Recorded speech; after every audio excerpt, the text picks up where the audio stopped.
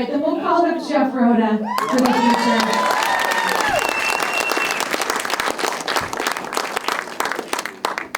If anyone involved in the film also wants to come up, we'll do a quick Q&A, and then I will turn it over to the audience if you have any questions for this film.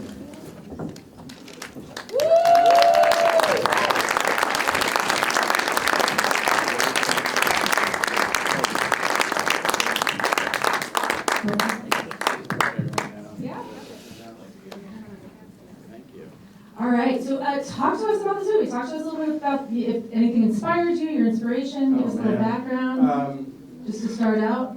Yeah, I mean, a lot. It's weird because there are people here from that I haven't seen in like literally decades. It seems like who were part of like some of this. It's like an amalgamation of a lot of different things in my past and things that weren't in my past and things that happened and things that didn't happen or that I wanted to happen and didn't, like that thing, So it's a big question.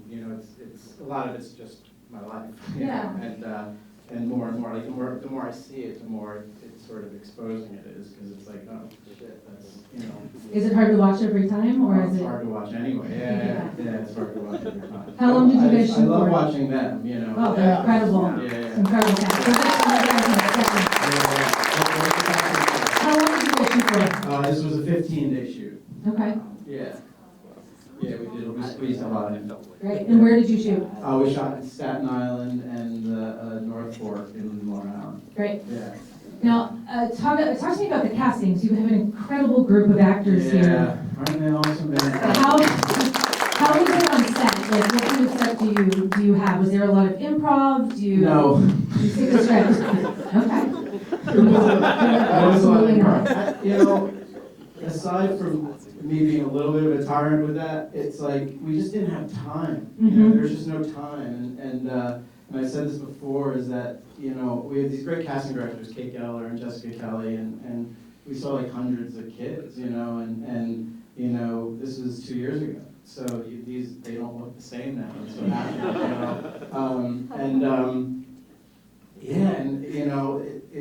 We found the people that we liked, and they came together, and they really liked each other, I said this before, is that they, in some ways, they weren't great for each other because they got along so well, and we didn't have that much time to prepare, but we rehearsed a lot, So you did. There was a lot of rehearsal before. Yeah. There was a lot of rehearsal, but we didn't know if it was going to work. You know what I mean? Like we just didn't know. It's really talky. There's like a theater-y element to it. And some of these guys have experience, some had no experience at all. And so so you're only as good when you're in an ensemble and there's 9 kids talking at each other as the one that's least prepared. So so it was just it was amazing what they did. It really was. So absolutely. Really proud of them. Yeah. I'm going to turn it over to just one actor here. What was your experience on set and we're doing this one?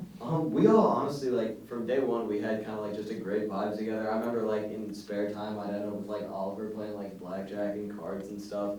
And right from the beginning with the whole rehearsal process, it was something new that I never really did before, was I got to just come in and just sit down with Jeff for like, I don't know, like 2-3 hours and just talk about the character, the relationship with others, and really just like get a backstory and build for the character. And so it was really unique. Yeah. Great. And it sounds like you had a really kind of collaborative process. Yeah, we had a great time. I mean, these people are all fantastic. I remember, like, I didn't get to meet James really beforehand, and then we came in for some rehearsals and a table read, and he just went for it, and I was like, oh my gosh, he's serious. So I didn't really get to meet him. I met his character kind of first. Hey, it seemed to work there. So I'm going to turn it over to you guys. Does anyone have any questions in the audience? Quiet crowd here too. There's always one. Yeah, one in the back there. You're gonna have to yell. Jeff, it's Sherry Jacobowitz. Oh my God. Is Polo? I went to high school with her. Yes.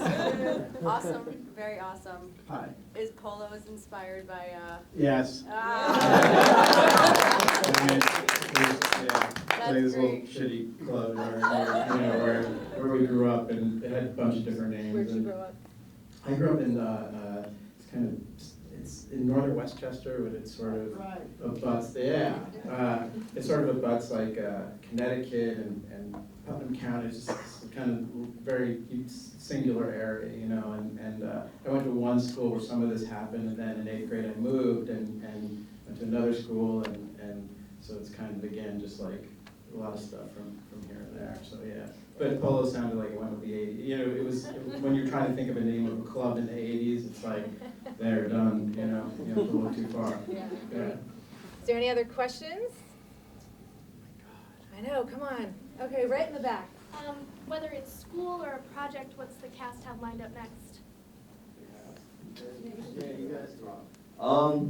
So right now, I have a Netflix interactive special in the works, Unbreakable Kimmy Schmidt with Tina Fey and Robert Carlock. So that'll be coming out sometime in the late winter. And then this spring, I'll be doing a short film with Claire Foley from Gotham. She played Ivy Pepper. And that's just it for me right now. That and school. School. I'm just kidding. I mean, I'm not kidding, but I would love to work more, and I'm going to, so I just have to catch up with my high school career before this career. I've never been very good at school. I've been doing Juilliard Pre-College Division, one of 7 vocalists that were accepted this year, so that's what I've been spending my entire free time with. Other than that, I've been balancing that and actual school, which is the rest of the week, and then my weekends are Juilliard, so, but I'm doing that, film and TV, commercials, auditioning, trying to get myself out there, and it's been a blast. I'm a political science major in college.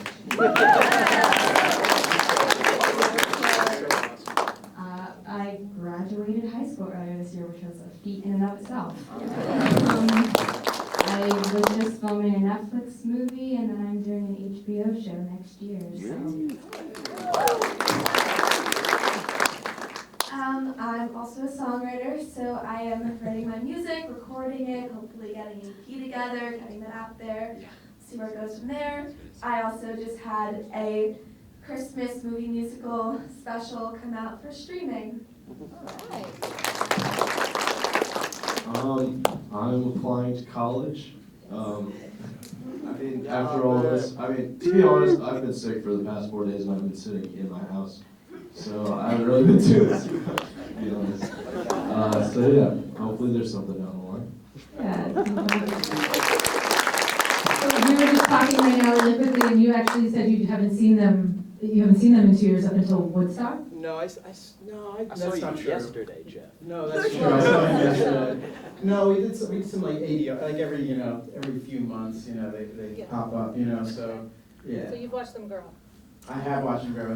Well, that was the first 6 months. I mean, I don't have kids, and so, and I think a big part of why we think it worked is that I wanted to have kids that were kids, and when you're doing a film with a limited budget, and like the first thing that you consider doing is using 18-year-old kids or 19-year-old kids to play 14 or whatever, and there's a reason. It's a lot cheaper to do that, but it was like, no, it's like, we want to have kids. We grew up with teen movies where 26-year-olds would play high school, and it worked. It was just a different time, and it was awesome, and it worked, and this works now, and so. They came in, I think we did ADR like 6 months later, and I hadn't seen them. And even that, like, their voices changed, like, the guys. It was just like, how are we going to do ADR with their voices?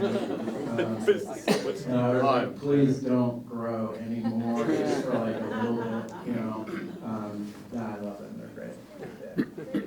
Yeah. One more question before we wrap it up here. Hey, Jeff, I'm really impressed with how you were able to voice these characters. I mean, I don't even know if there's an answer to this question, but you so captured what these like 8th graders, in my mind, would sound like and would act like, and it's so genuinely, and it's just kind of a wonder that you were able to capture that voice so clearly and with such clarity.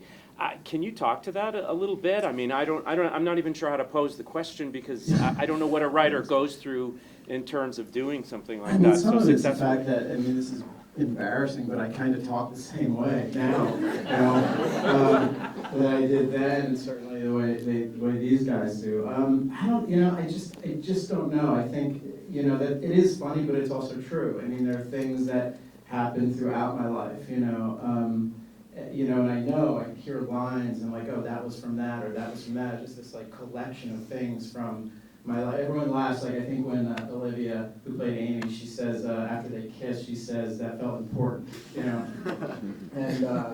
it's just like such a weird thing to say. And So eighth grade though. it's so eighth grade, but it happened to me not that long ago.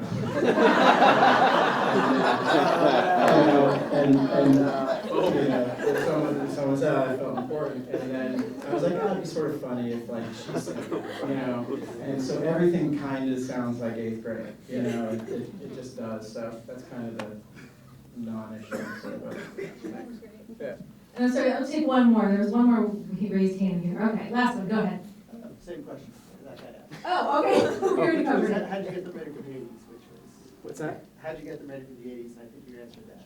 Yeah, I can answer it a little bit more. I mean, one of the things that we sort of made sure, and again, we weren't like crazy about it, but I think just for things to work, they have to know what they're talking about. Like, there's no phones, there's no cell phones. It's like kids looking at each other and talking, which they're not necessarily used to. But I think that, the references, the pop culture references, we just made sure that they knew what they were talking about, even if it was like for a second. I remember James, because he has to say something about like Iron Maiden and Judas Priest, and I was like, do you have any idea who the fuck those bands are? And he's like, no idea at all. And I was like, well, come here and just like listen to them so you know what you're talking about, which sounds like kind of precious, but like I think it does mean something ultimately.